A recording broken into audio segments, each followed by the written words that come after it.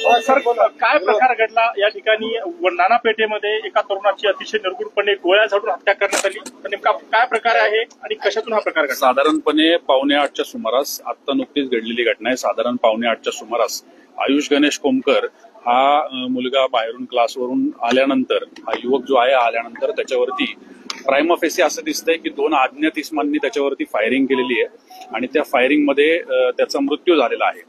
आयुष गणेश कोमकर याचे जे वडील आहेत गणेश कोमकर, हे वनराज अंदेकर केस या गुन्ह्यामध्ये आरोपी आहेत। वनराज अंदेकर यांचा हा मयत जो आहे हा भाचा आहे। याबाबत आता इथं या ठिकाणी सर्व तपास पथकं काम करत आहेत। फॉरेन्सिक इन्व्हेस्टिगेशनची टीम आलेली आहे। इन्व्हेस्टिगेशन इथं सुरू आहे। क्राईम ब्रांचच्या 6 टीम्स तपासासाठी आणि आरोपींच्या शोधासाठी पाठवलेल्या आहेत। याच्यावरती काही लीड्स आम्हाला प्राप्त झालेले आहेत। फिर्याद दाखल करण्याची प्रक्रिया चालू आहे। याच्यासाठी आयुष गणेश कोमकरचे जे कुटुंबीय आहेत त्यांच्याशी संवाद साधून फिर्याद दाखल करण्याची प्रक्रिया पोलीस स्टेशन